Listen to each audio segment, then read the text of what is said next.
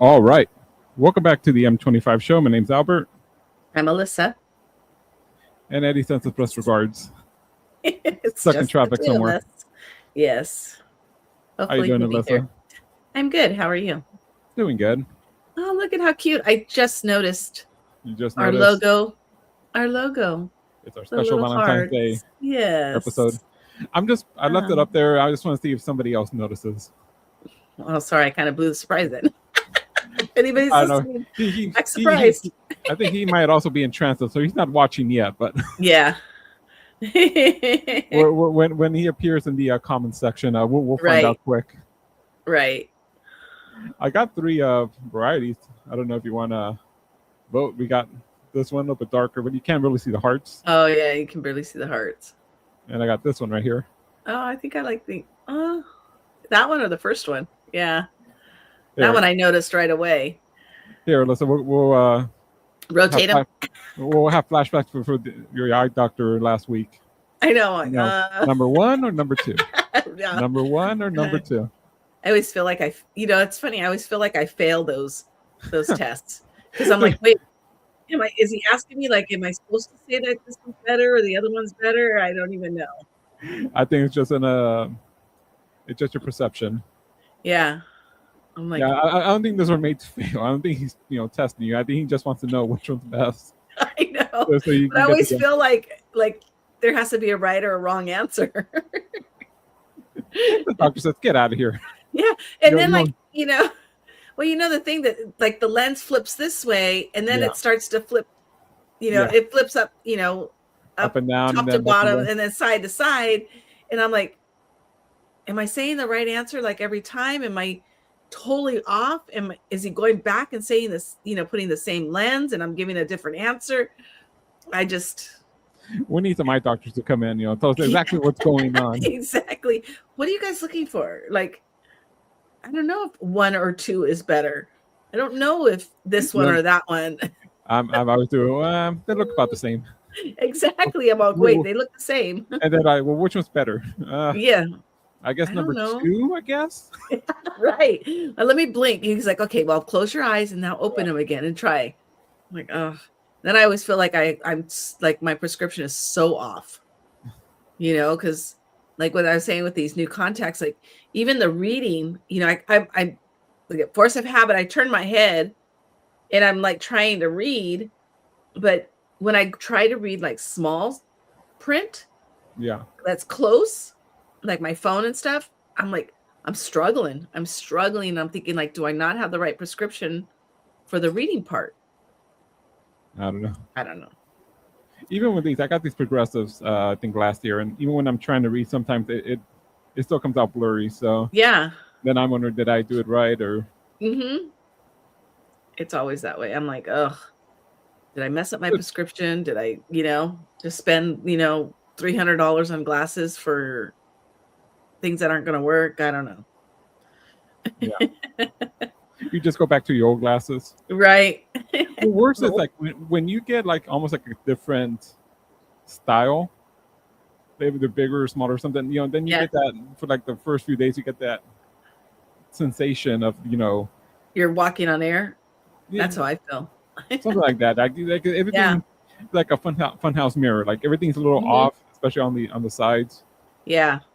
Or sometimes like I have sunglasses in the car in the prescription, and when I put them on,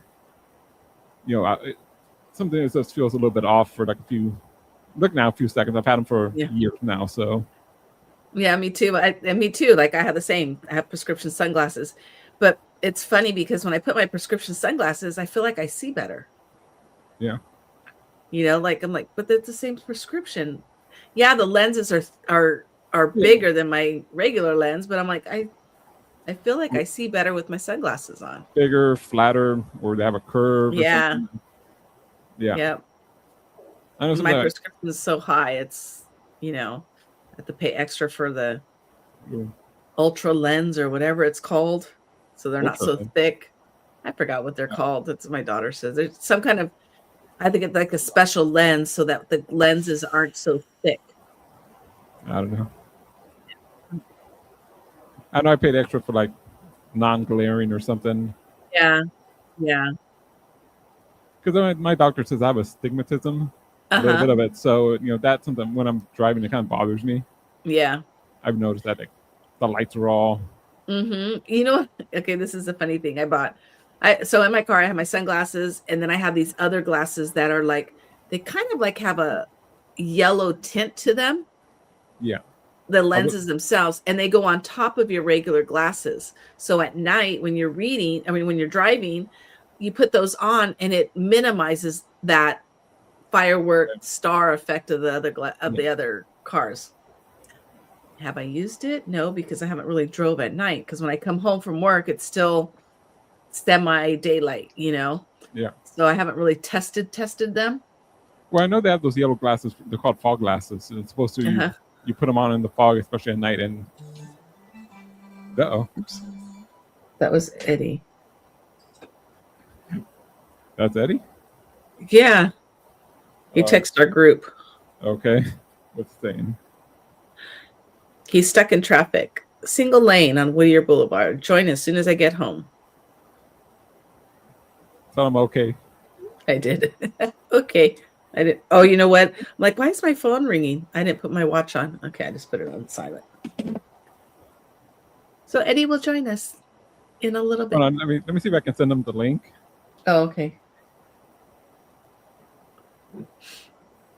Well, you do that. I can do our Supernaturals.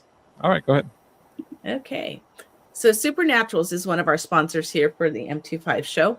We're very grateful that they like to sponsor us, and we're more than happy to promote them.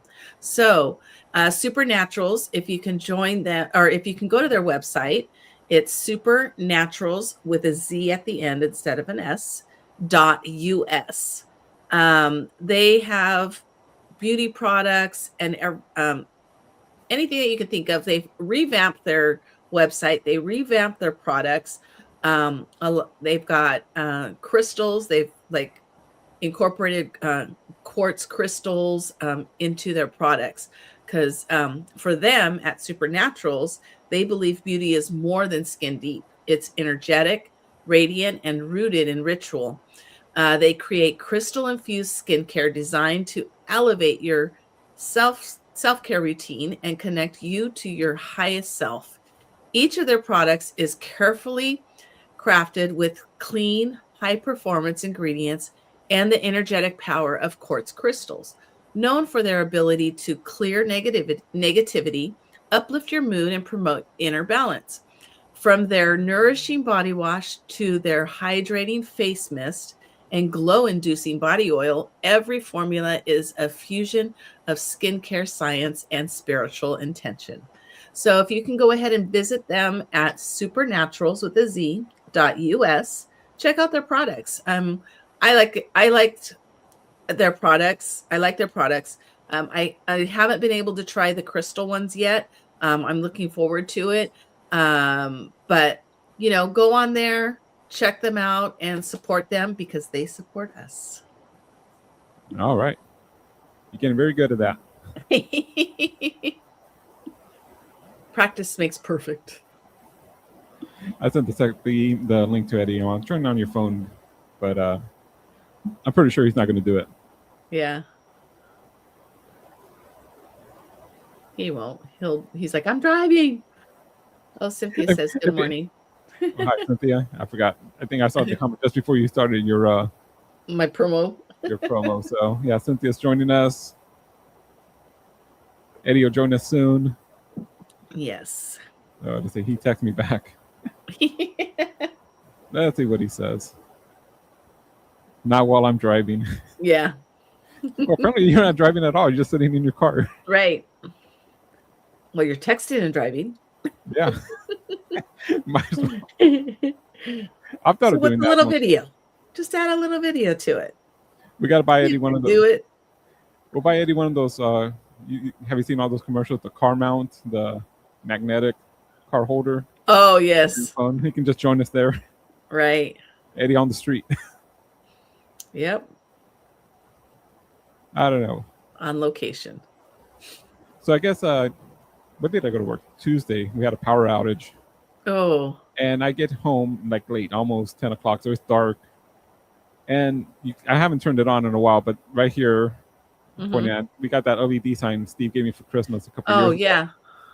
So I come up to, if I'm looking straight at my window and my door's right here. So okay. I'm coming home, and I guess when the power goes off, when it comes back on, that thing turns on by itself. Oh. At its brightest. So I'm coming up and scary, just you see like this mostly pink light coming from your window. You're like, what is that? I come in, oh man, this thing. So I guess people walking by my window during the day saw a live on air sign. Like, he's doing his podcast like all day long. Now, that guy's on air all the time. Right? But no. That's funny. My microwave, I don't know. Do you know if you came home and like the power had been out? Do you know that it would have been out, or you have no? I would know because again, like you said, the microwave is that the clock's off in the microwave. The stove clock needs to be resynced with the Wi-Fi. Yeah. And maybe my weather center, like the one that Steve has, that little display, that clock would be off. But other than that, no, I don't think I would know.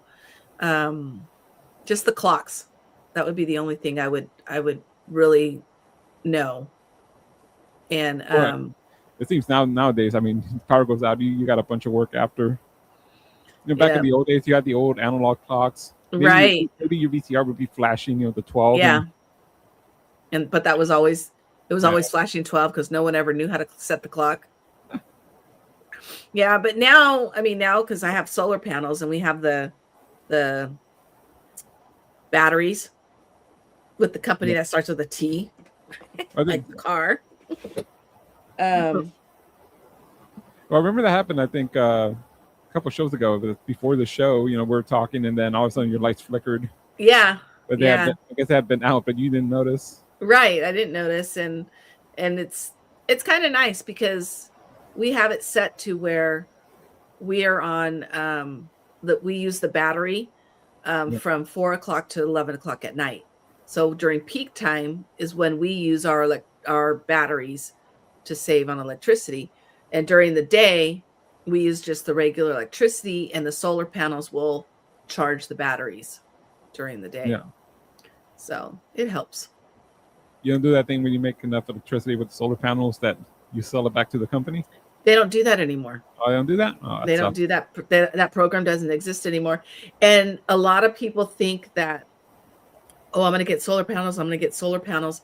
But so many people are now getting solar panels that unless you got them, we barely made the cutoff to where you get the lower rate, I guess you want to say. Now it's just like so many people are having solar panels that they don't have. Sometimes it's not worth it, if that makes sense. It's not worth getting the solar panels because now even new buildings. We have an apartment building that's getting built next door to us at work, and they're required to have solar panels. Every new building, I believe in California, if you build a new house or if you build a new office building, it has to have solar panels, and everything has to be electric. Yeah. There's no gas heaters, there's no gas stove, everything has to be electric when it's brand new. Yeah, that sounds like California, all right. Yep. So it's it kind of, in a way, for us it's good, because they say they might be bringing that buyback program or sell back, I guess. Yeah, sell back or whatever. Yeah, they buy back or whatever. We sell it. Sell it back. Nah, the electric companies have money to make, and they give a lot to politicians. That's not coming back. Yeah.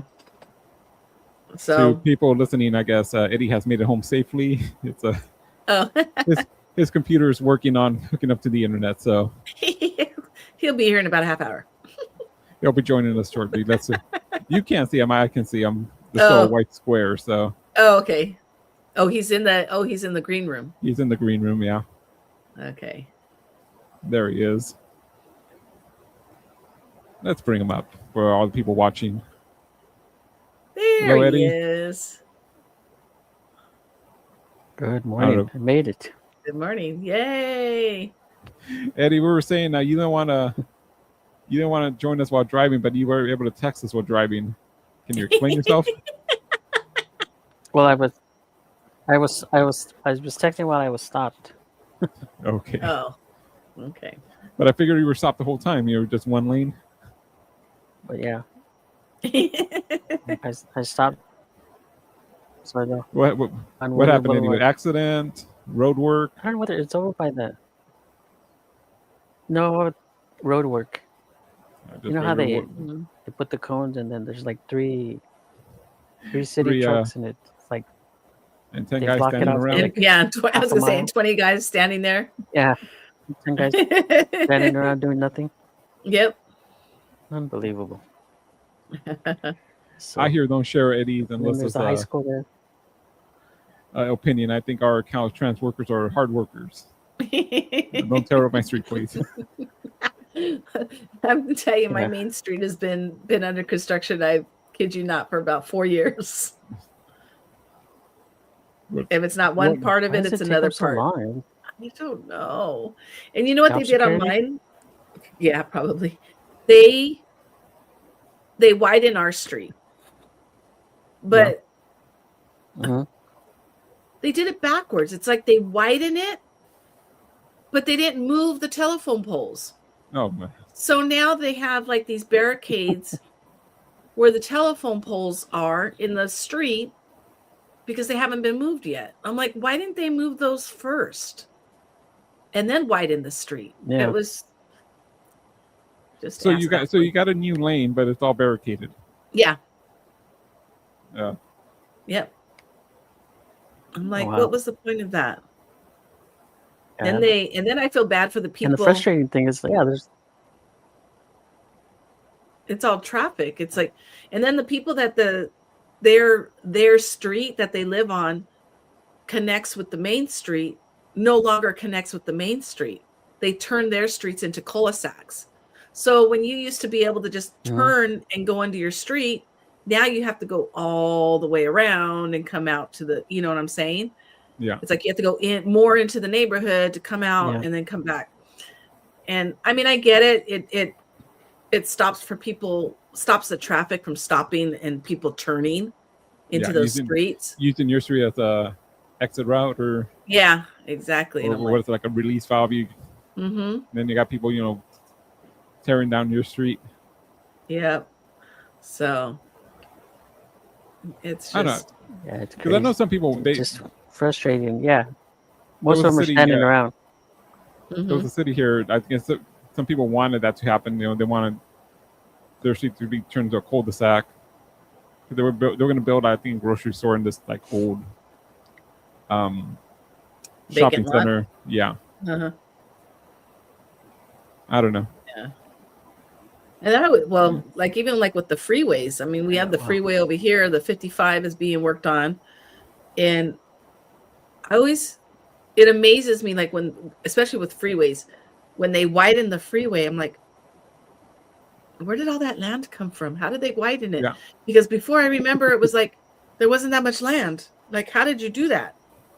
It's just weird. I know they get rid of businesses and stuff, but it's just to see that, like being as old as me, remembering how it was before, and then to see it when it's all done, it's like, where did all that come from? You think back, there's Jack in the Box there, and now it's gone. Yeah. I know when they did the 5 freeway from Orange County down to the 605, that took forever, and they had to close down a lot of businesses and some roads that were easy to get to. I mean, it's like by Norwalk, right? Through like Norwalk, Lamarada, whatever. Right off the edge of Lamarada. Yeah. It took forever. But they had to knock down bridges and rebuild them. I remember the one bridge. You go in these bridges and you're going straight, and then you got to make a curve because they built a new bridge to the side of the old bridge. Right. And then they knocked down the old bridge.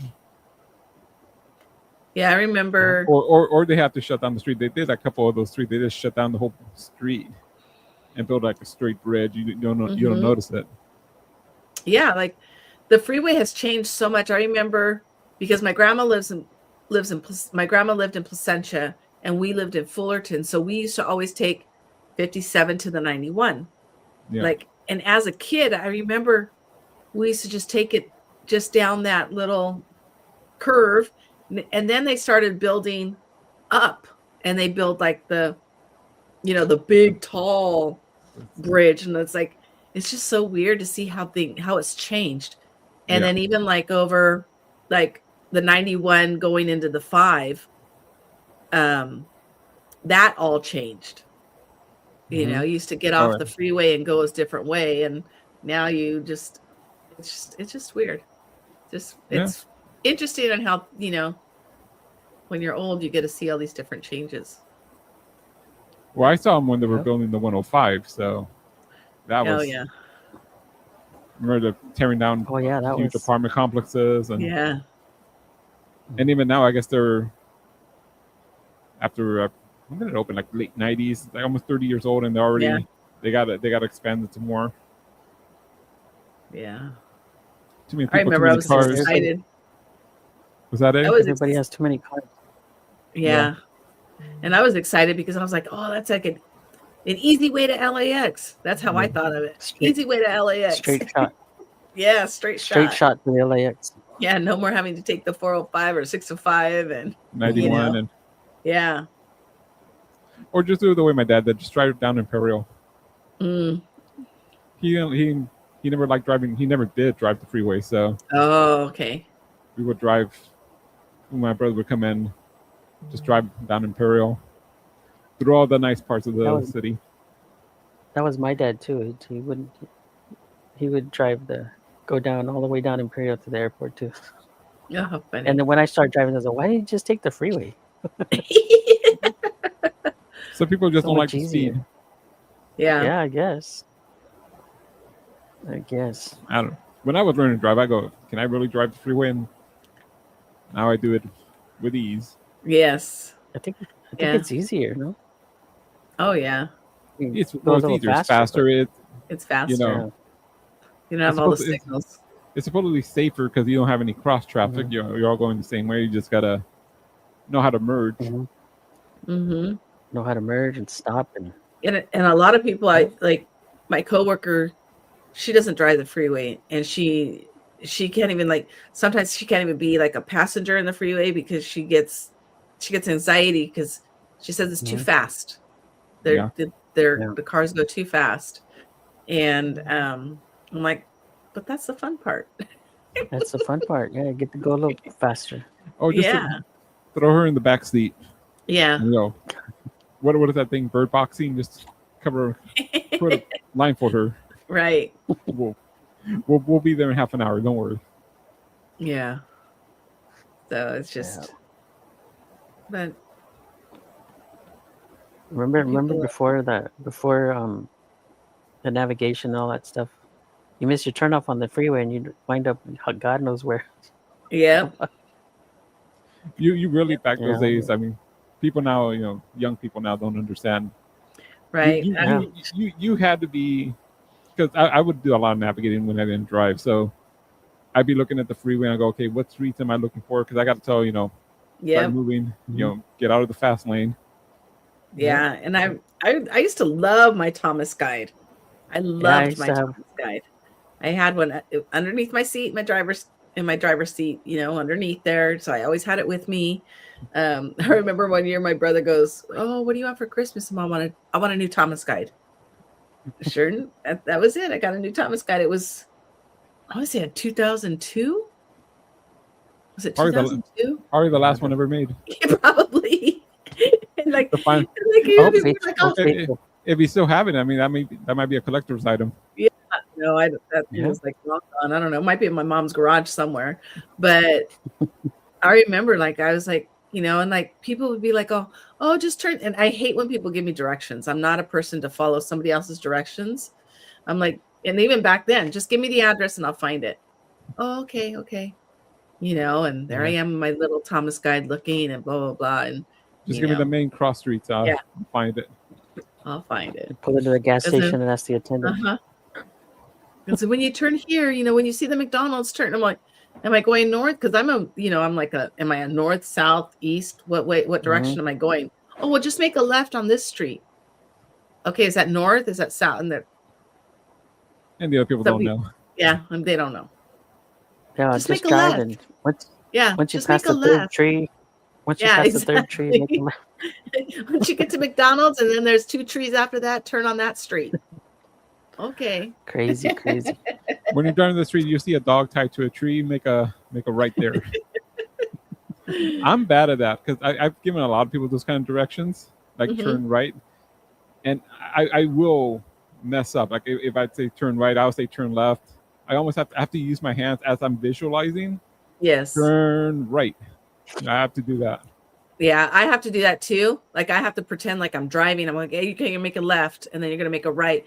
Because when I give people directions, I know a lot of people aren't like me. You're going to go south on Bristol or you're going to go, and then you're going to go west. And then they don't understand that. They're like, what? I'm like, okay, so just go down Bristol and then make a right, They're like, oh, okay. And then, and then when you tell them, oh, it's on the south-north corner of the street, or not south-north, but like southeast. I know there's no south-north, southeast corner. They're like, what? I'm like, diagonal from this one. Oh, okay. So. You okay there, Eddie? The good old days. I'm just tired. Just got home. Haven't had time to unwind. You didn't do your yoga? Crack your beer open yet? Yoga? No, I haven't cracked the beer open yet. I'm off tonight, so it's enjoyable. Oh. Be careful. You're in Eddie's neighborhood. He's gonna be wild.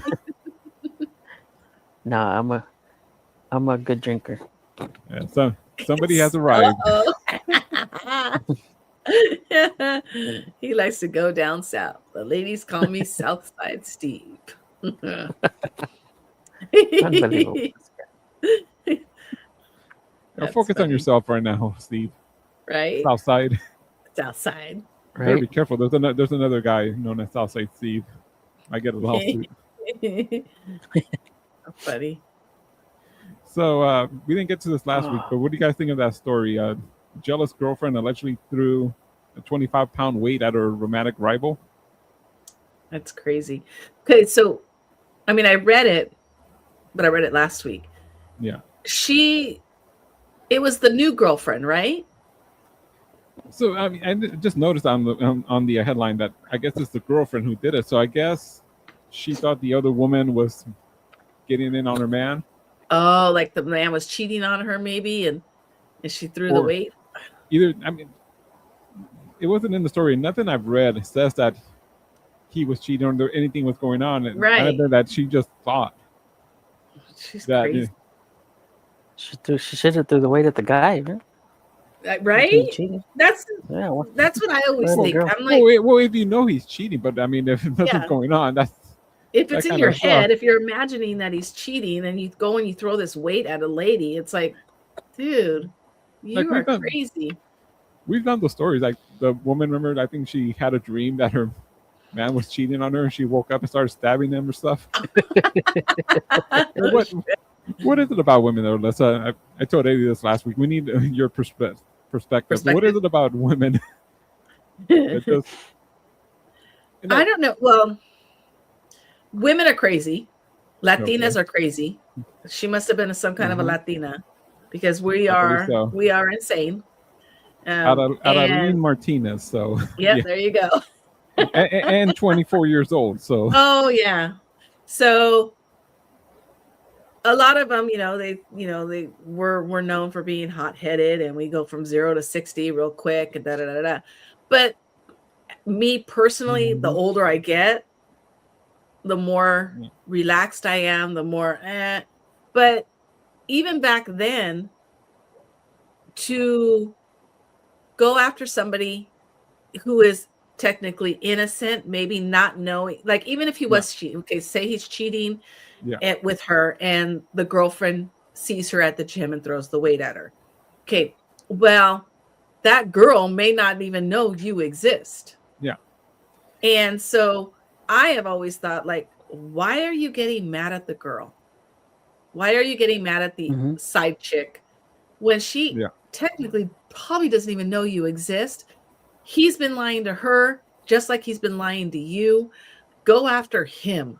Yeah. And I think that's what, like, some women do. I mean, there's the Latinas and, even other races, they go after the man instead of the woman, because you have to think, like, he's lying to me, so he's probably lying to her, saying that he's not in a relationship, or he's not married, and he's not this. And it's like, the women go after the wrong person. You need to go after the man, not the woman.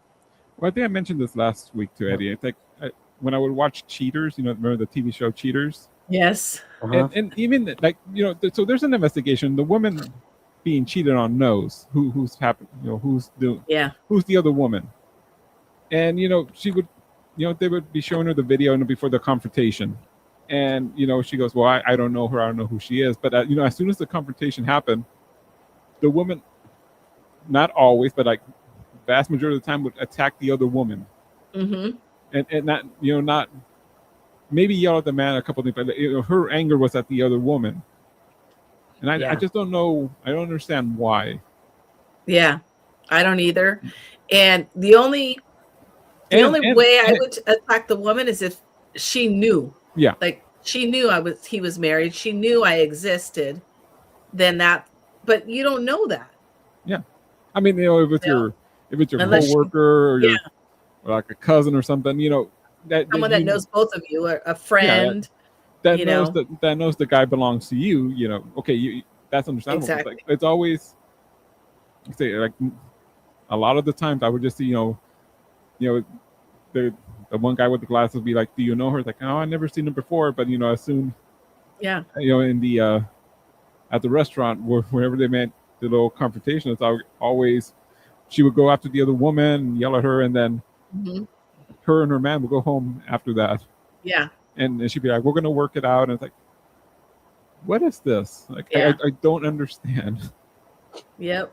Like, it's all the other woman's fault for, looking good, being nice, being maybe a better person than you are, being something that the man was attracted to. There was something, there's that saying. There's that saying that if, oh my gosh, how does it go exactly?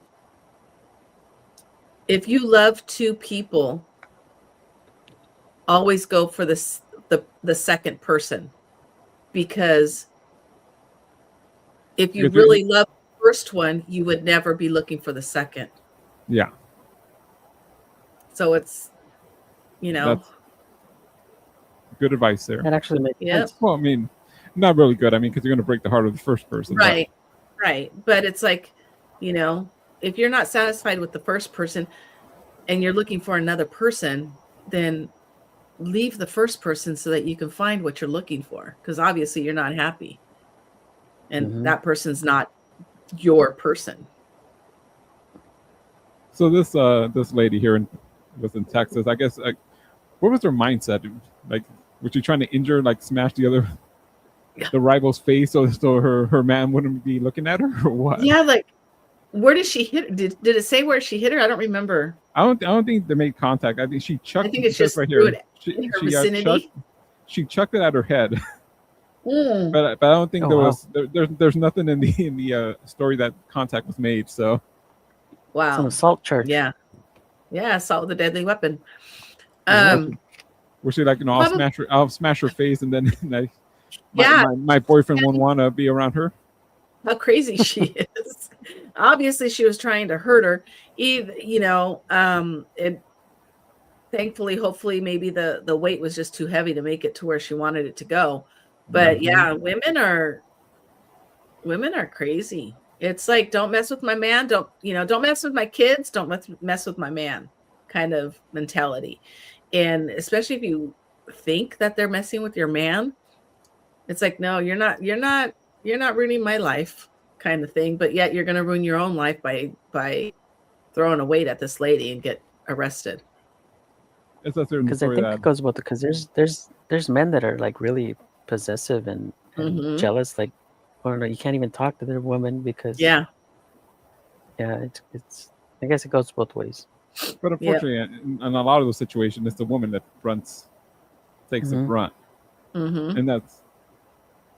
I'm not saying that the other guys, should be attacked or anything, but there's something especially wrong if you're that possessive, right? And a lot of that, like that controlling and that, I'm gonna, you can't go to the store by yourself. I'm gonna go with you. Yeah, don't talk to somebody. Yeah. What took you so long? You said you were going to the store. You're 5 minutes late. Blah blah blah. A lot of that is that person's own insecurities and own drama they have within themselves. Has nothing to do with. I can't have no one person. Exactly. Not even that. It's if you won't have me, you can't have anybody else. Right.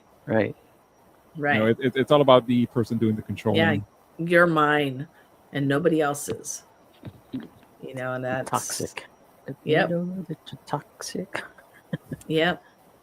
I'm gonna treat you like shit, and I'm gonna do all this other stuff, but you're not gonna leave me, and you're not gonna be with anybody else. It's so bad. Yep. That sucks. And that's when you get those shows like Snapped. The murders. 40 hours, exactly. The first 48. Yep. So, I mean, it's just, trust is a hard thing to have, especially if you've had it broken in the past, to build that trust again, because a lot of women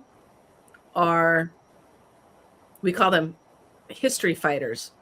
We always bring up the past. When we fight, we bring up the past.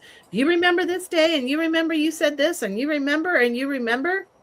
And it's true you guys hold on to stuff just to bring it up in the past. Yeah. Or women don't bring it up women don't in a future forget. fight. Yep. We don't forget. Women don't forget. They say that you can do 20 good things and do one bad thing, and you do that one bad thing, and those 20 things are forgotten. Yeah, that's the thing they remember. Yep, that's the thing we remember. When women fight. Yeah, we got a comment here from at the M25 Show. We all know who that is. For when women fight over me, it's instant plump organ with a picture of an eggplant rolling around on the ground, pulling hair, panties sticking out, getting all sweaty. You forgot the baby oil. the only thing is when women fight over Steve, it's the loser who takes them. Yeah. That's how his wife ended up with him. Hello, Michael. Hi, Michael. He's a consolation prize. Yes. How funny. He's more of a punishment. How funny. Oh boy. Yeah, but I mean, it's, I always tell people too, especially like sometimes, I have friends and stuff or family members, especially like the young ones, who are in a relationship, or they're just getting out of a relationship, or they're in a relationship and it's on the outs, On the rocks. and on the rocks. And I'm like, you know what? I always give them this advice. You had a life and you lived before them. You will have a life and you will live after them. They're just not your person right now. If you're having all these problems with them, or if you're having, doubts, or you're fighting a lot, and you're this and that, and you have all this, turmoil, toxation in your relationship, then they're not your person. You shouldn't be having to worry about what they're doing when they're not with you. Right. And it's just, I try to teach people that, especially like my nieces and stuff, you lived before them and you lived after them. It's going to hurt you now, but you're going to survive. It's not the end of the world. You're still young, and right now, this is your experimental stage.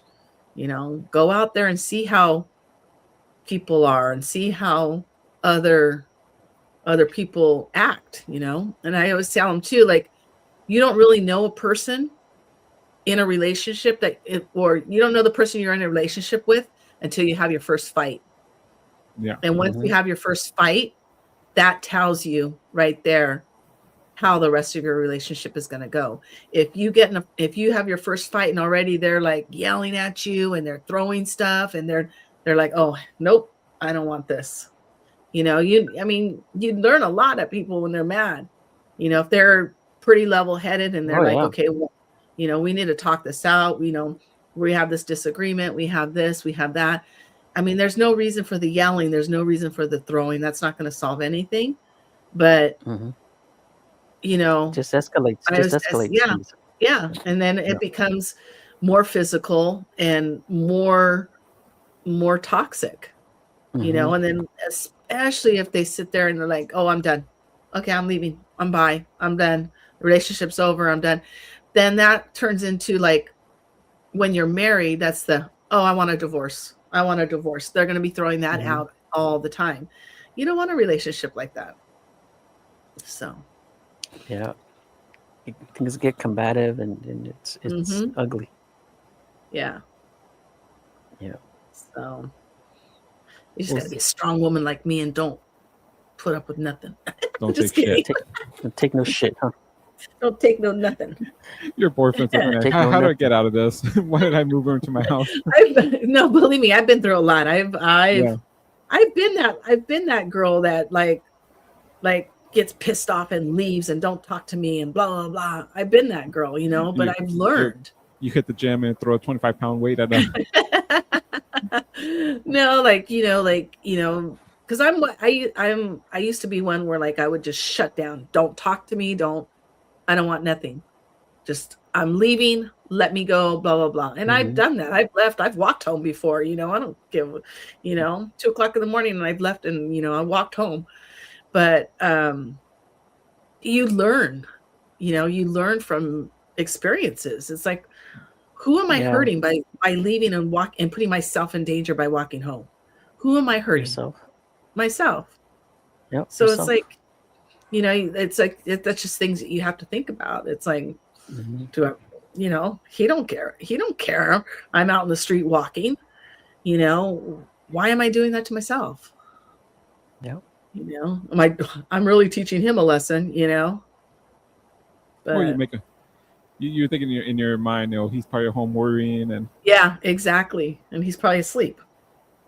Yeah. you're like, okay, she left. I'm going to sleep. Yeah, something bad's going to happen to me. He's going to be really sorry. Yep. He's like, I'll text her in the morning. Right. Or you think too, like, oh, he's going to come follow me. He's going to try to come get me, and no. 9 times out of 10, no. For the first time, for the first time he listened to you, he said, "Leave me alone." So like, okay, I'll just leave you alone. Okay, leave you alone. Yeah. David Dewey's in the chat room. Good morning, David. Oh, good morning, David. Well, speaking about divorce, let's bring this up. This is always like every once in a while going around the internet. We got this image that says divorce rate. So let's see here, and everybody kind of knows this, like men and women, like 49% of marriages end in divorce. But they go men and men, 29% end in divorce. But when you look at the women, so I mean, and the internet thing is always, maybe it's not the men's fault about divorce. Right. And I mean, you look at this picture, I mean, you already got one of the lesbians not really happy. Yep. I'm sure you can't see my house, but I'm. Yeah, I see it. So, what do you guys think about that? Well, my first thing is, like I said, women are crazy, and when you have 72%, wow, when you have two women, you have two, for the most part, two women, two crazy women. I always thought too in the past that women and women together would last longer because women, you know each other, you know what you want, especially in the sex area, where everything's at, how to get her there. Women are supposed to communicate more than men. Men just go for it. Yes, but also women tend to get heated and tend to yell more than men. The little catty, type stuff. They escalate things. Yes. So I think, women and women sometimes don't well, they don't know how to fight, I guess you could say. They don't know how to argue. They don't know how to fight. They don't know how to have disagreements together. Well, as you said before, they build it up, and then you get the mega hold fight. on to it. They hold on to it because men normally, when they fight, they say what they're going to say, and it's done, and then they move on. Mm-hmm. Women fight. Like I said, we're history fighters. We fight. We say what we're going to say, and we still hold on to it. Myself, I'm stubborn. I can go days without talking to you. I don't give a shit. I'm mad at you. I'm not going to talk to you. But then sometimes I sit there and go, why am I holding a grudge? Who's that hurting? Not the person I'm holding a grudge against. Mm-hmm. I mean, everybody still has things that they need to work on. But a lot of women, we hold on to everything. Men, and I think that's why probably men and men divorce rate is so low because, if you fight, it's over. And then 5 minutes later, you guys are fine. Women, how many times have you heard of a woman like mad at her husband and hasn't talked to him for days all the time, and men like, sometimes men have to like suck it up and say sorry for something they didn't even do. Yeah. That's in the woman's mind. Like, oh, okay. Yeah. Eddie's raising his hand. Yeah. Eddie's the king of fake apologies. Right. So when you have two of those in a relationship, who's the one that's going to suck it up and say sorry? Well, they say usually in heterosexual marriages, it's always the woman who initiates the divorce that becomes dissatisfied quickly and is willing to leave, and then you multiply that, you're gonna it's gonna raise the rates. But let me bring it up again because I went looking for research, and basically the numbers are kind of skewed because what they're doing is they're combining all the same sex by themselves. So like you can almost see the numbers. Those two numbers almost make 100. So they're not comparing every marriage, right? But here it said one of the lesbian couples have higher divorce rates compared to gay male and heterosexual, influenced by emotional expectations and societal pressures.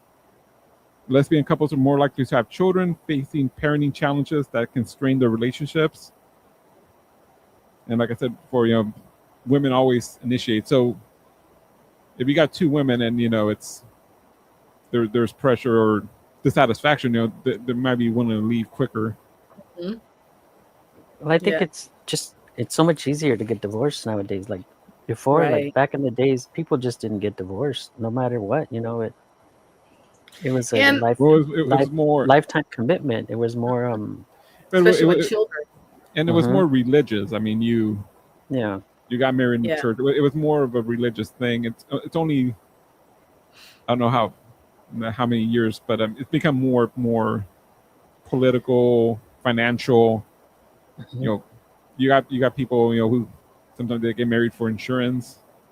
Well, then you have like the heterosexual marriages where they have children, and when they get divorced, they're not very good at co-parenting.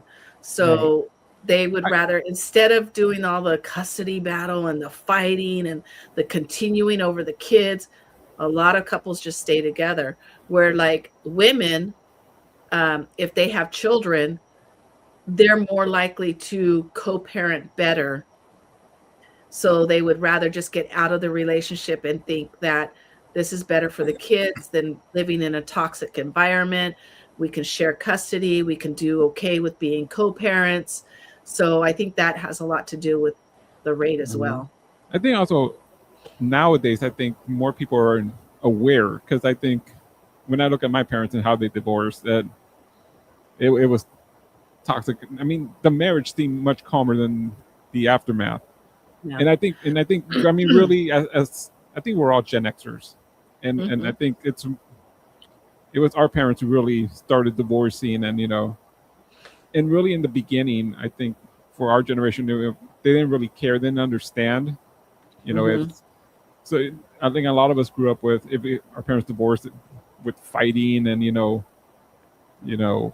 pitting us against each other, against them, and as generations grew up, they finally figured out that was not really a good thing.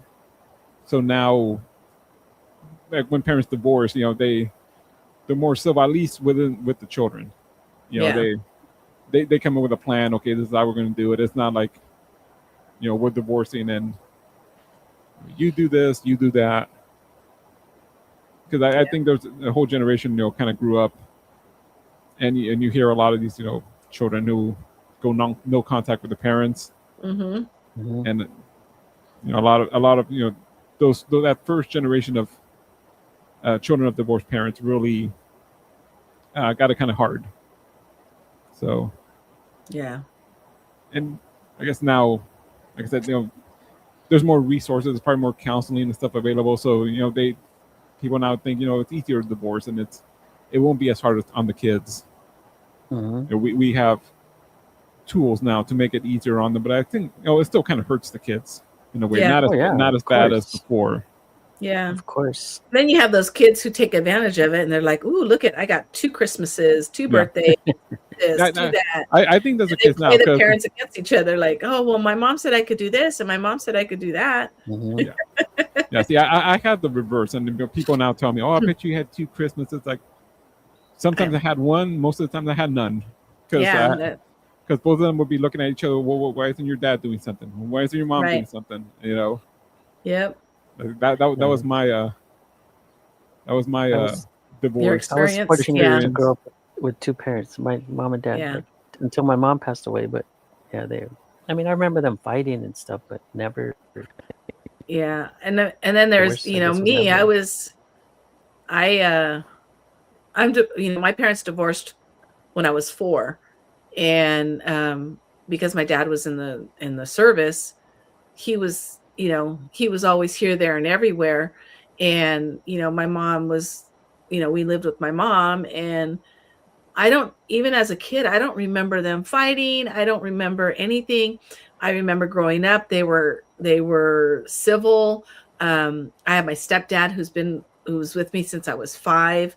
So I kind of, did have that mom and dad growing up, but he was my stepdad, basically my dad. because he's the one that taught me everything. And, you know, and I still had my dad. He just lived in a different state. So we didn't have that, you know, the custody battle, the fighting, the this, the that I remember as a kid. And, you know, they could have been fighting and I just didn't know it, you know, or I don't remember it, or it's a memory I put, you know, back. But, you know, fortunately, I was, you know, one of the lucky ones, I guess. And, you know, unfortunately, my dad passed away when I was 18. So as an adult, I didn't, you know, I didn't get to have that relationship with him as an adult. You know, my mom's still here. My stepdad has passed away. So it's just me and my mom, you know, but I don't remember going through any of that. You know, it was hard growing up as a, you know, my mom, a single parent, and my stepdad was there. But in the beginning, it was like always, you know, in the beginning, I remember her like, and still to this day, very budget wise, you know, no, we got to buy this, we got to buy that. She would always, you know, no, you can't have this. You know, I remember as a kid wanting the little bags of chips that like my friends would have in their lunches. And here I am with not even a Ziploc, the sandwich bags that folded over with chips in it. Mom, I want the little bag. No, those are more expensive. I'm not buying those. We can't afford those. And better value with the big one. Yes. And and we never had, once in a great while we would have like canned soda, but we always had the 2-liter bottles, you know, always generic name brand stuff. But you wanted the good cereal with the toys, and no, you had to get the store brand. The ones that came in a bag. And you know, it was some things, you know, I remember as a kid that my mom really, you know, they always say, oh, you know, we were really poor as a kid, but I never knew it. We kind of knew we weren't poor, but we were like on a budget is what I remember as a kid. You know, we weren't like we didn't go without. We always had food in the house. We had a roof over our head. We had clothes on our back, but we didn't have any of those extra things. And once, you know, my mom and dad like moved in together and stuff, then that was my dad was always like, oh, we had Atari, we had this, we had that. You know, he was Mr. Swap Meet and would buy us, you know, all kinds of toys and this and that. And then that's when we started, you know, once the 2-income family started, then that's when like we were like, oh, look, we have this and we have that. And we, you know, we were so like excited. But, you know, as a single mom, it's like it's tough. It's tough. Especially two kids. And at one time she was working and going to school. And it was, you know, my mom was a young mom. She had me when she was 18. You know, 2 years, a year and 8 months later, she had my brother. So it was like, there was just you know, it was just us. And, you know, she worked her ass off and she gave us what she could. And, you know. Yeah, see, I was fortunate. My mom never worked. So she was always home. Oh, my dad always worked. We were what you call latchkey kids. No, my mom was always home. And then my dad he did the swing shift. He did the night shift. That's my dad. He worked the swing shift. He was always home. Like if we had doctor's appointments or a dentist appointment, he would come and pick us up. And we used to like, oh, he's going to come pick us up. Okay, I'm going to get McDonald's when I get back, you know? So it was like, you know, we were like all excited. But, you know, he would be the one taking us to the doctor or whatever. And then he'd have to go to work at 3, like I think he left like at 3:30 or something. And he'd be home like at 11, you know? So he was gone for the evening. It wasn't like graveyard. It was just the swing shift. Yeah, that was my dad. Like I remember my dad never being home. Like when we got home after school, it was because he would go to work at, I think it was 3 or 3:30. Yeah. And then when we'd come home, we'd be asleep, so we hardly ever saw him until the weekend. Yeah. Yeah. So, yeah.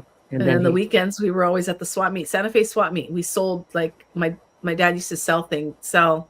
He used to have his own little space at the swap meet. So we would get up 4:30 in the morning, you know, and there we are at the swap meet, and my mom, you know, sleeping in and doing what she did. My dad did that too. he had his space at Swap Meet for like over 20 years, I think. Mm-hmm. And he would make that's how I make the extra money Yeah. there. So that was good. Yeah. Now, do you have step brothers and sisters, Alyssa? Yeah, I have stepbrothers. I had they're all older than me. Mm-hmm. Two were a lot older, not a lot older, but I can't even remember.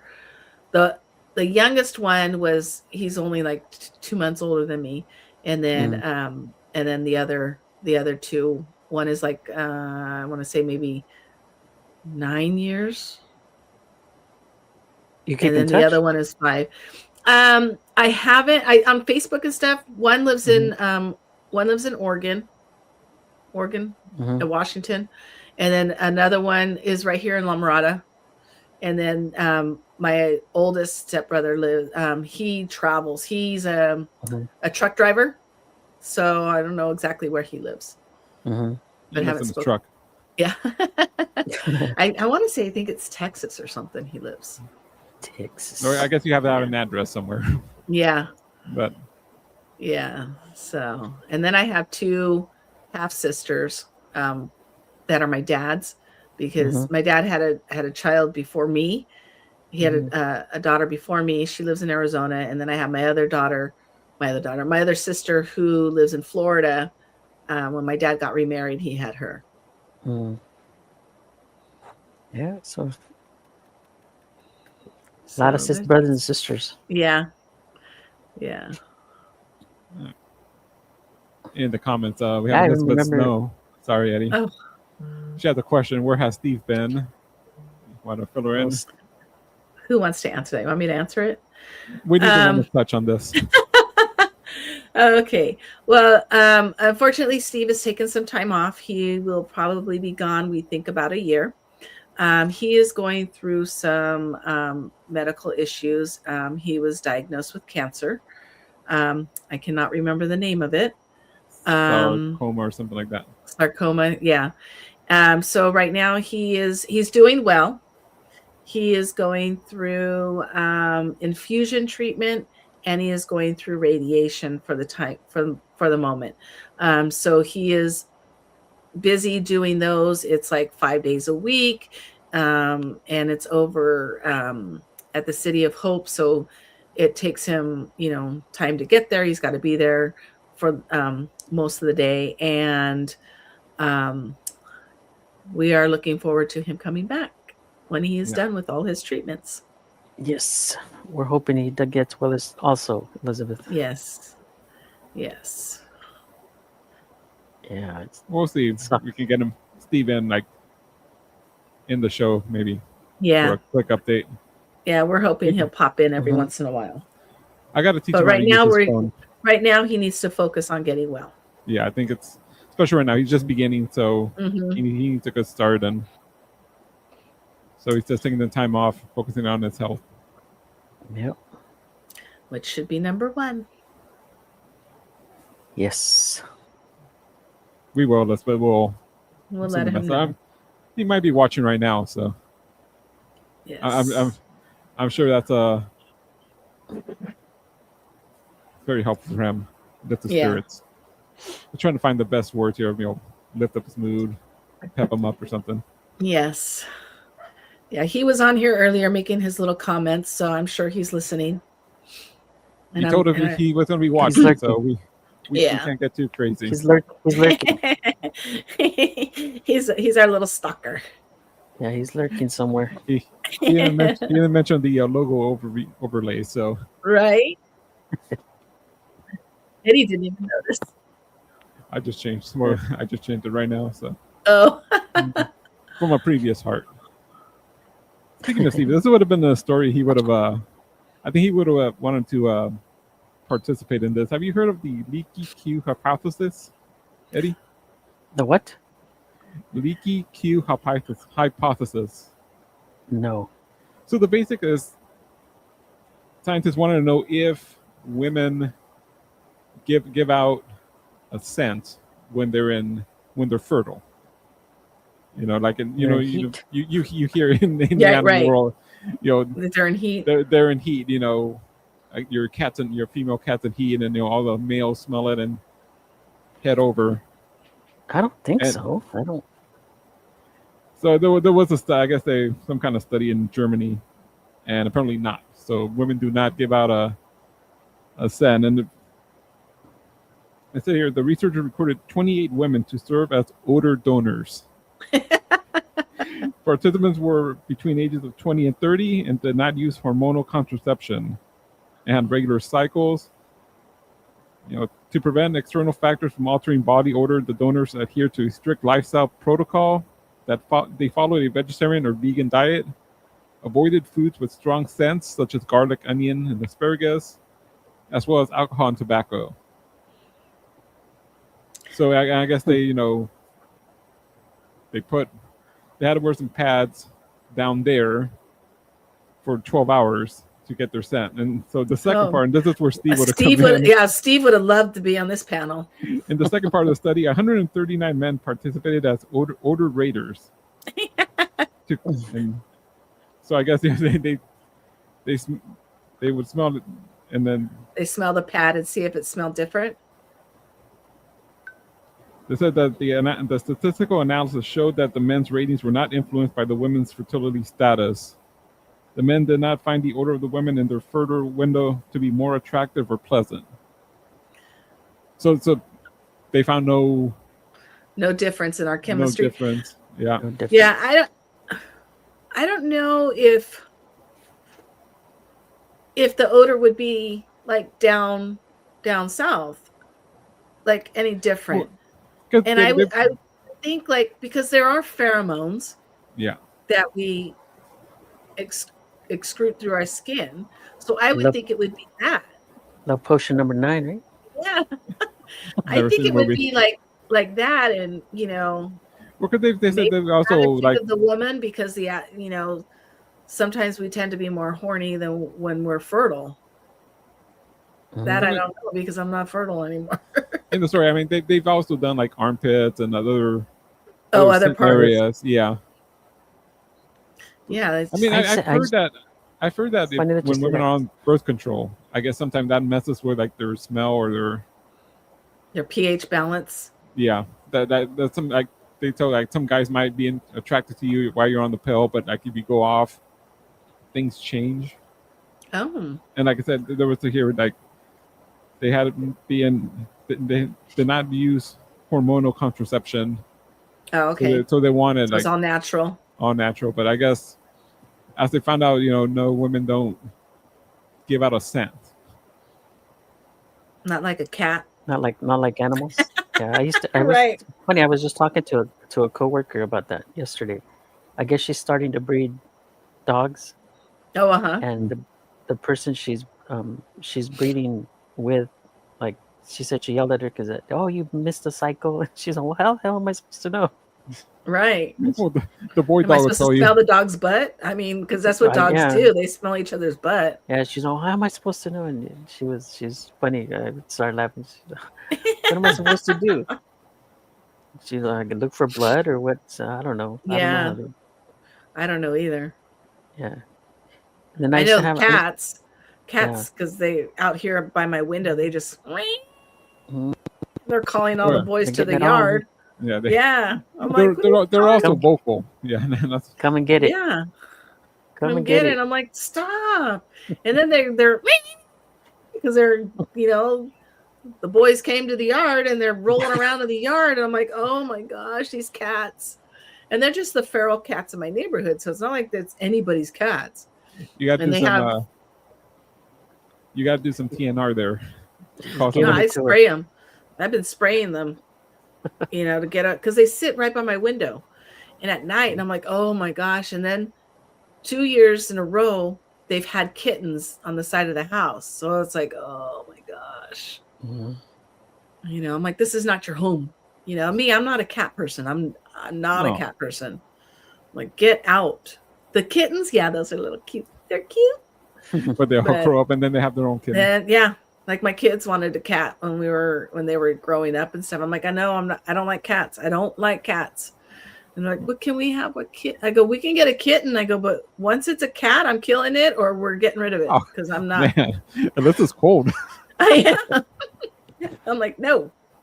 And then like as I get older, I'm like, maybe I want a cat. I have a cat. He's really mellow though. He's well, I don't know. You never had a cat. You never gave in to your kids. Because there's always that thing. You're the one who fights it the most, or the one who falls in love the most. Yes. Eddie, you remember when Steve was first going to get Nova, right? And he was like, "It's just Kenny's dog, and I don't want anything to do with it." And now it's all pictures. It's all Steve's dog. Steve's cooking steaks for her. Yep. It's like it's always with animals, always the one that fights it the most. I used to have a girlfriend who she loved cats, and I remember like going over to her house and she was, "Oh, my cat's motor's running out." What the hell are you talking about? She's like, he's purring. That was like a motor. The motor. The little motor. And the cats hated Eddie. My friend has a cat, and she's like, oh, I can't. Like, she says the cat's mean. The cat, like, I'm all, oh no, hell no. And it's a female, so she's trying to she's like, it's always in heat, and I don't know why. She's had it since it was a kitten. I'm trying to think how long she's had it. You got to go spade just her. answer the question. Well, she needs to have a litter first. She has to have a litter, and then you can spade him. No, I don't believe so. I think they're added. I guess I know. If you want them to be calm, they need to at least have one litter, supposedly. I don't know. My boss is like all about cats. She has like 8 cats. I'm like, oh no. Nope. David, I think has some advice for your just answered the question, huh? How to tell. Well, it says when female dogs are in heat, their private areas swell up and get a little blood. So whatever male dog is around picks up on the smell and an area and becomes horny. Well, there you go. So yeah, that's how you get mutts, huh? Who was doing the dog breeding? Eddie's friend? Or one of my coworkers. Oh, coworker. Just watch the male. He'll tell you. Yeah. She's just starting. Look for the swollen parts. I don't know if she has the male or the female. But if you missed the cycle, I'm guessing she has the female. Yeah, because just like people, I think the males are ready to go all the time. How many times can dogs get pregnant in a year? Twice? 3? I don't even know how long they're pregnant for. Not long, maybe. And they only have 3 or 4? Oh, well, it depends on the dog. It depends. Yeah. My cousin bred as German Shepherd, and she had 12 puppies. Oh, good Lord. Oh. Wow. That's what I have right now. I have a German Shepherd. I don't have any animals. Good Lord. And she says that she's hoping to sell them for like $2,500 a piece. Imagine. Wow. 4, that's $10,000. According to Google, a dog can get pregnant twice a year. There's 2 cycles a year. Yeah. Wow. Crazy. But veterinarians recommend breeding just once a year for the health of the dog. Really? Not a puppy mill? Yeah. Don't tell your friend to run a puppy mill. It's not good. Would you pay $2,500 for a dog? Nope. I don't think I would either. Get yourself a mutt. No.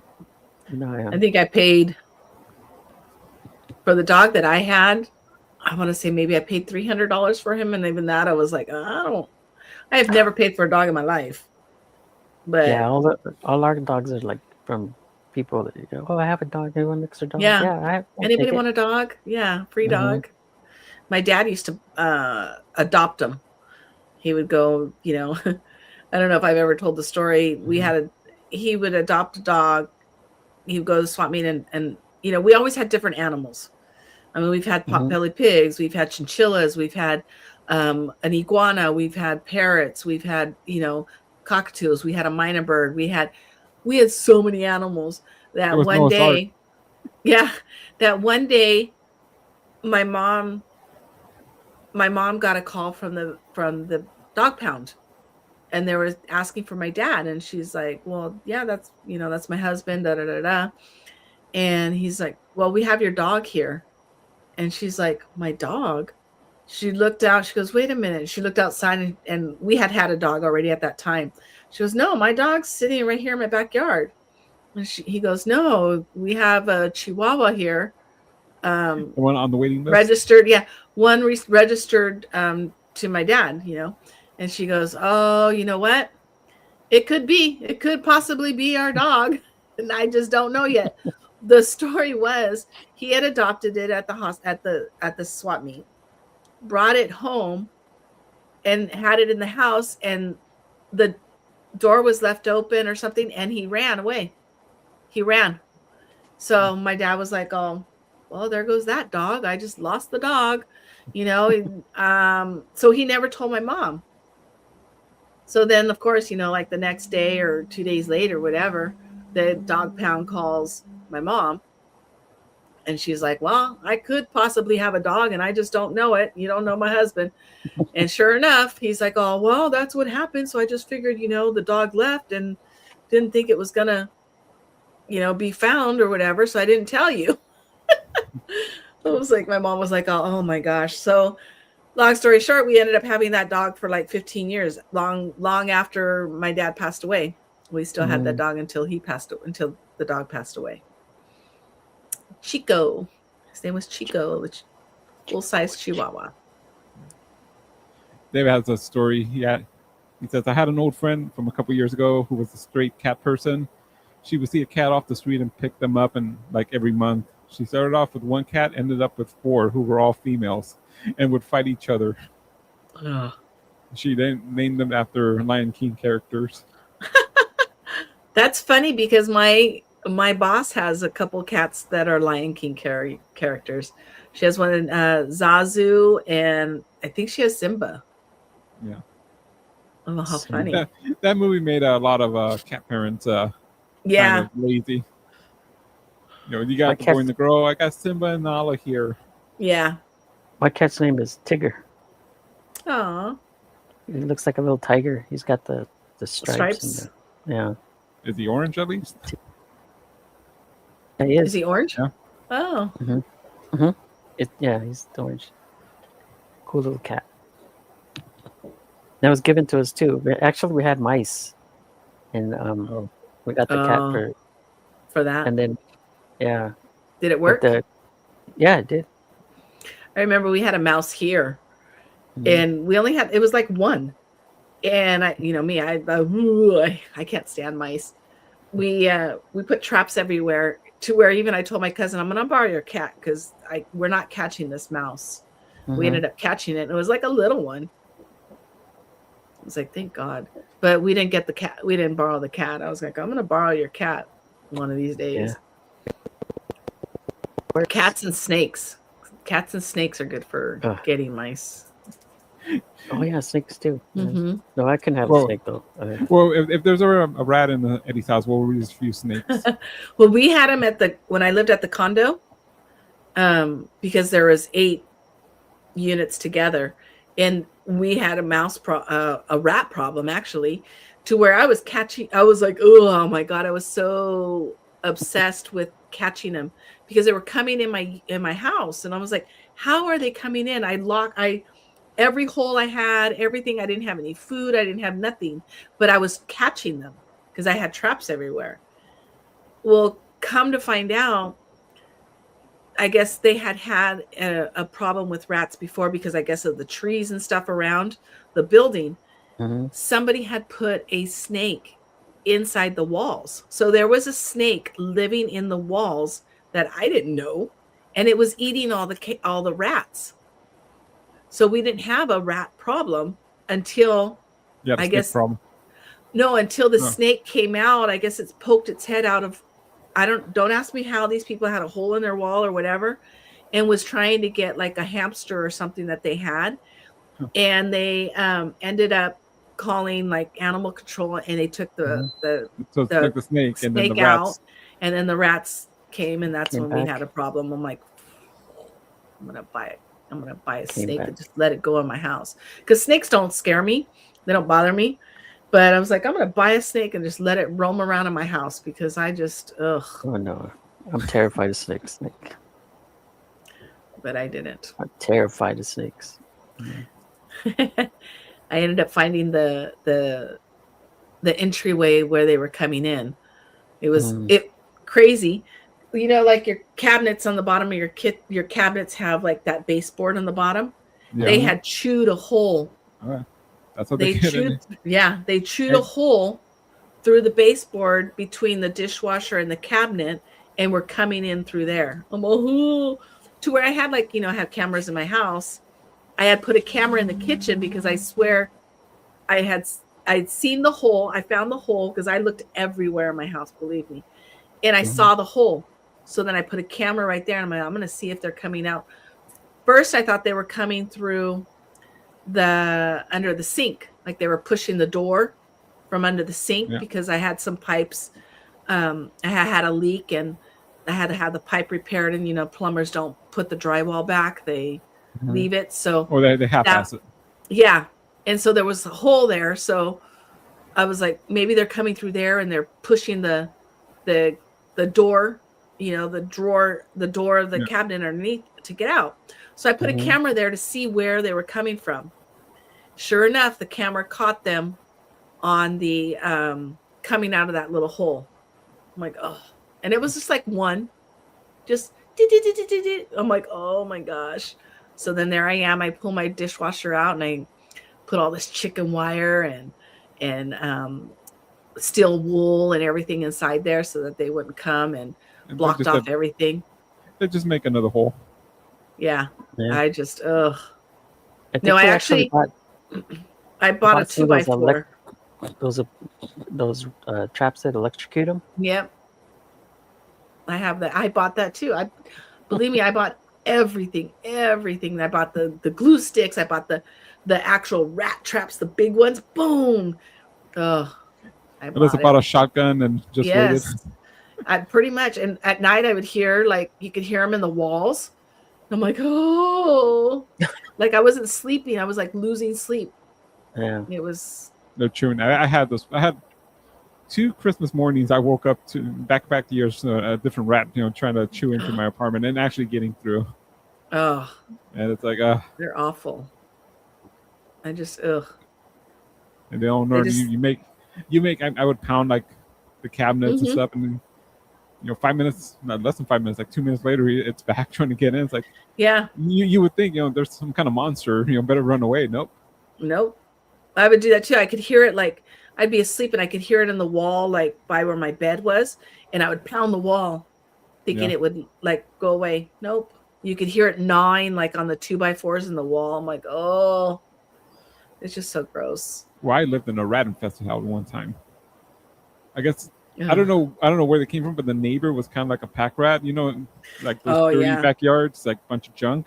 Oh yeah. And I think that's where they were all hiding. They would come into the house, and it was, I'd be getting dressed for school, and I open up the drawer where my socks are, and I just see one run away. It's the story I always tell people. One time I was laying in bed on my stomach, down, and I felt something hit me right here in the back. Oh God! And run down my back. Oh. And I just stayed still for like 5 minutes. I wanted to make sure it left. Oh God. That's happened to me. That same thing. I was asleep in my bed, and I swear, like it ran across my headboard. Yeah, I could hear it because I'm a light sleeper, so I can kind of, for the most part. And I heard it, and I was like, oh. So then, of course, I was up the rest of the night, like, where is this guy? Where is it? Where is it? Where is it? Oh my gosh! Ugh. The thing with us, we were poisoning them. So every once in a while, also in like the sock drawer, like you open it up, and there'd be one mouse like breathing, like laboring. Oh. Actually, one that was here, the first one that was here in my apartment, I think I poisoned him too. Like I got the poison, and he got underneath my dishwasher. And then one morning I'm waking up and I'm hearing him scream. Like, scream, like he's dying. He's dying. And he's like, "Oh man, shut up, man! You're gonna wake up the neighbors." See, that's the one thing I didn't do was the poison, because I was always afraid that they would go and die, and then that smell. Yeah. And, like, and that's what happened with mine. He got underneath the dishwasher, and like the next day, you just smell how to. I just played dumb. I hope my manager's not watching, but this was like 15 years ago. I just played them. Man, there's like a weird smell coming from my apartment, from my kitchen. And they pulled, I have a picture somewhere. They pulled out the dishwasher, and there he was lying with like a big little rat. That was like me. We caught one. I think we caught it was a male because you could see the balls. Yeah.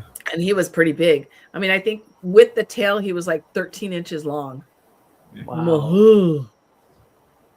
The only thing about rats, they're not going to be aggressive. I think they're going to get away from you.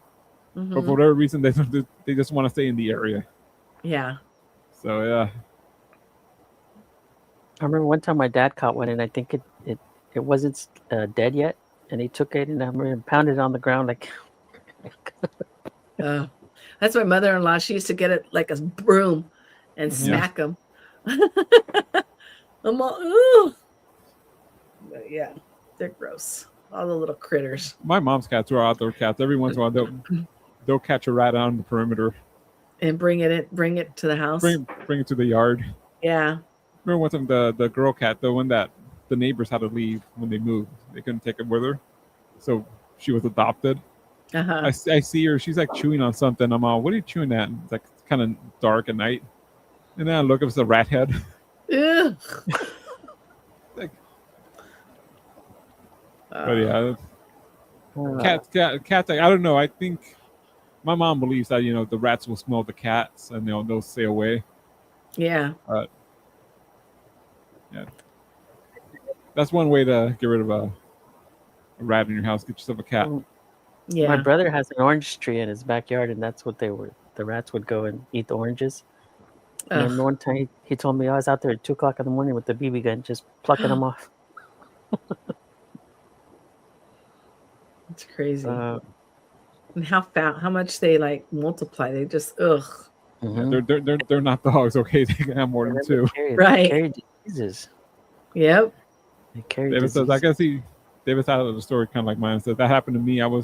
When I was in Fontana, I was laying on my back and something dropped on my eye and jumped off. Cool. I looked up. It was a freaking rat. And I guess he spent the whole day trying to find it, and he finally caught it. Ugh. Staring him in the eye. Yeah. It's a stare down. Eddie, do you have any? The only mouse I like is Mickey Mouse. So, Eddie, do you have any frenemies other than the rats and the snakes? I don't think so.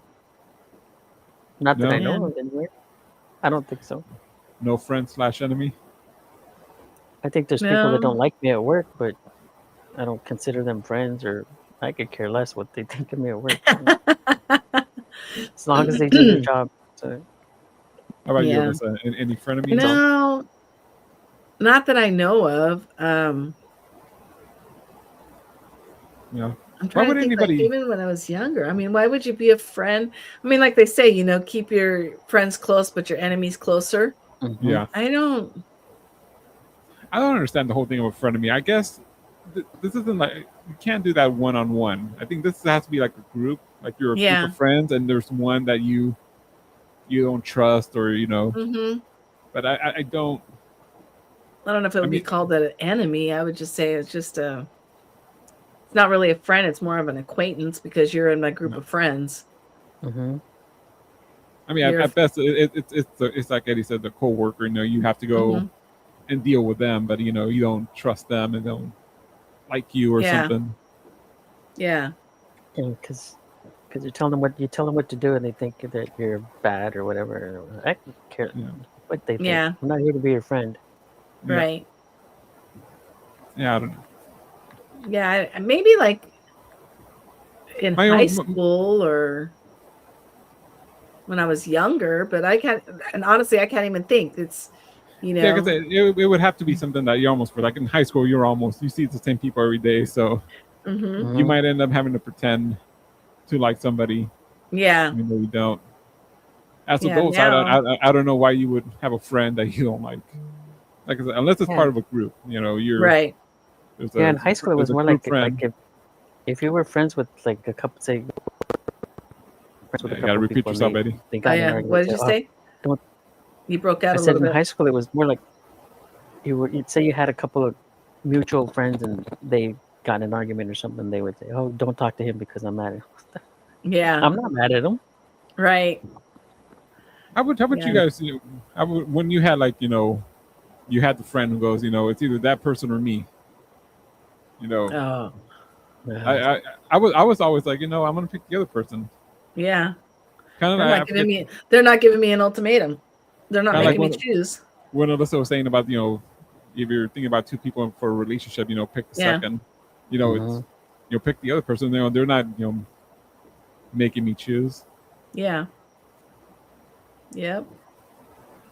Yeah. Now I don't. If I don't like somebody, I don't like somebody, and they know. I mean, it's a clear example is my sister-in-law's sister. I cannot stand her, and she comes to parties and she's there, and I say hi to everybody but her. I don't say a word to her. I don't talk to her. And she knows I don't like her. Not even a courtesy hi? Nope. Oh. Nope. I will say hi to everybody but her. She was there at Super Bowl and didn't talk to her at all. And I'm sure she feels the same way about you. No, she actually talked to me. It was funny because I was sitting there with my plate and I'm like, where's the nap? I was just saying out loud, where's the napkins? And she's like, oh, they're right there. Oh. I didn't say thank you. I didn't say nothing. I just grabbed the napkin. I'm surprised you did that. You're like, you know what? I'll just wipe it with my hand. Yeah. But no. Yeah. I mean, if I don't like you, I don't like you. I don't think I have any frenemies. At least not to my knowledge, anyway. Yeah. Me either. That's good. You don't need the drama. Right. Yeah, you don't need the drama. Yeah, it's like at work. Like once I leave work, I forget about everybody here. So, Eddie doesn't even know when he has to go back. Yeah. Well, he's off tonight, so he knows no day. I don't have to go tonight, so. All right. Let's wrap it up. All righty. I will not be here next week, guys. Yeah, I think we'll be taking next week off, Eddie. So, feel free to get stuck in traffic all you want. Actually, I haven't even checked my schedule for next. I don't know what days I'm working. Or what days I'm off. Oh. Yeah. I do need an. Or you can't do it on your phone anymore. Apparently. What? I don't know if you ever used the app, Eddie. That was so nice. We had, unless on our work, they had an app. They changed the whole payroll system, so we had an app, and you can see your schedule. You can see on Wednesday where you're going to get paid on Friday. It was nice, then all of a sudden, I never downloaded. They got rid of it. Yeah. I never downloaded that stupid app. So nope, I'm not gonna do it. I'll just look at the schedule that's posted. All right. Let's get out of here. So we'll be back on the 26th, right, Alyssa? Is that? Yeah. Yeah, that's the 26th. Yeah. Well, 19th and 26th. So we'll see you all. We will see you then. In a couple weeks. All right. Happy Valentine's Day. Those who choose to celebrate it. For me, I believe Valentine's is 365 days a year. Every day, right? Every day. It shouldn't be just one day. Not Eddie. Not Eddie. It shouldn't be just one day. You get one day and that's it. Eddie's asking to work the whole day, so he has to deal with this girl. No, I'm a romantic. Yeah, I have to work. I'm a romantic. Right. Every day is Valentine's Day. Yep. Yeah, not for Steve though. All right. All right. See you guys. See you guys in 2 weeks. Bye, everyone. 2 weeks. Bye. All right.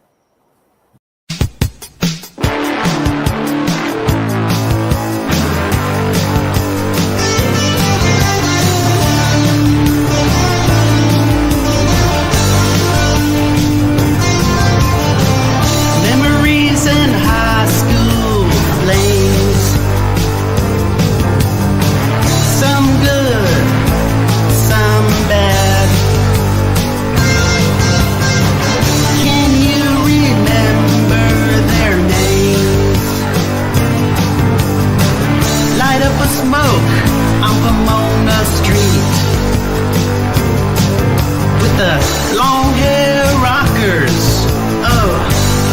memories. Classic cars, big tits and bars, drinking all night like rock and roll stars. When I play that song, don't it take you back?